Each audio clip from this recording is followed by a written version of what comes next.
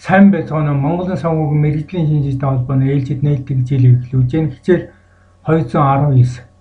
Энэ хичээлээр хамгийн их магадлал бүхий тохиолдлын магадлалыг Муар Лапласын томьёогоор тодорхойлохтой холбогдсон хичээлийг авч үзнэ. Холбогдох ном болон нийгмийн сүлжээн дэх хаягийг энэ дээр зааж өглөө. За хамгийн их магадлал бүхий тохиолдлын магадлалыг тодорхойлохтой холбогдсон тоон жишээг энэ дээр өглөө. Хэрэв байг 1 удаа онох магадлал нь 0.4 бол 600 удаа буудахад 250 удаа онох магадлалыг тодорхойлох зорилт тавигдсан. За үүнтэй холбогдуулан ажиглалтын тоо 600.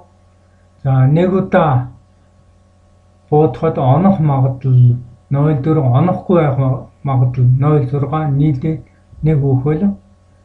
За байг онох боломж 250 гэж өгөгдсөнтэй холбогдуулан хамгийн их магадлалтай тохиолдол МО тэнцүү N-ийг үржих нь P буюу 600 үржих нь 0.4 тэнцүү 240. За хамгийн их магадлалтай тохиолдлоос алслагдсан зайг олохдоо X тэнцүү M-ээс асах нь N-ийг үржих нь P буюу за байг онох магадлал M энэ бол 250. За үүнээс саяын бидний тодорхойлсон хамгийн их магадлалтай тохиолдол 240 хасахад энэ хамгийн их магадлалтай тохиолдлоос алслагдах зай нь бол 10 гэж ингэж гарлаа. За ингээд хамгийн их магадлал бүхий тохиолдлын магадлалыг тодорхойлохын тулд тооцоолыг дараах алхмаар гүйцэтгэдэг. Нэгдүгээр хамгийн их магадлалтай тохиолдлын магадлалыг дараах томьёогоор эхний ээлжинд олно. За үүнийг олоход бол Берноуллиын томьёог ашиглах нь бол нэлээд хүндрэлтэй байдаг. За энэ талаар бол өмнөх 218 дугаар хичээл дээр авч үзсэн. За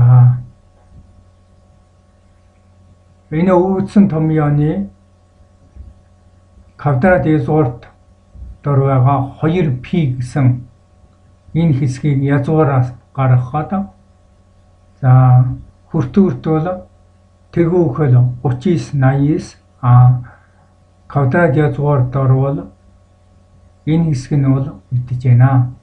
За хоёрдугаар хамгийн их магадлалтай тохиолдлоос ямар нэгэн хэмжээ X тэнцүү M-ээс асах нь N-ийг үржих P-гээр хаслагдсан тохиолдлын магадлалыг Муар Лапласын байршлын томьёогоор олно. За үүнтэй холбогдуулж эхний алхамд байсан томьёоны энэ хэсэг дээр Е-гийн гэсэн тоогны ийм зэрэг хилтгэгч өгөгдсөн байна. За Е тоо гэдэг бид нар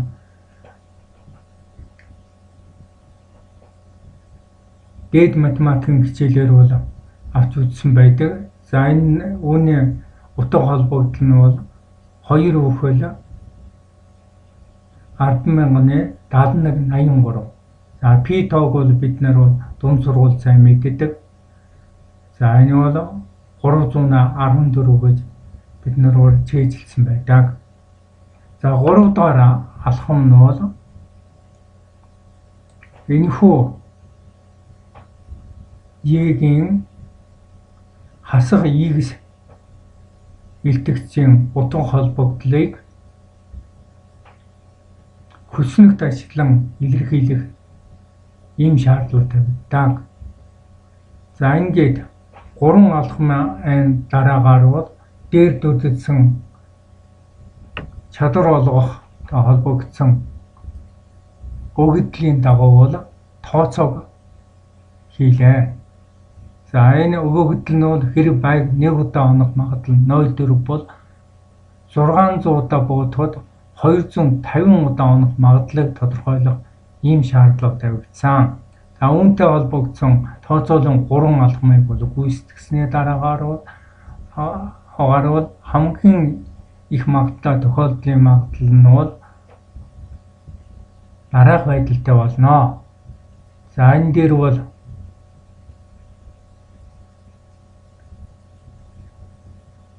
хамгийн их магадaltaй тохиолдлын магадлал бол энэ байна. За энэ 600 гэдэг нь маань нийт ажиглалтын тоо 0.4 гэдэг нь онох магадлал, 0.6 нь онохгүй байх магадлал.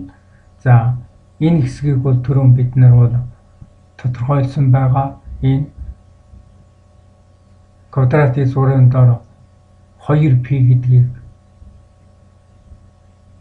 язгуураас гаргаад ингээд авч үзвэл энэ тоо гарсан байгаа. Харин язгууд үлдсэн хэсэг нь бол 600 хүрчих 0.4 хүрчих нь 0.6.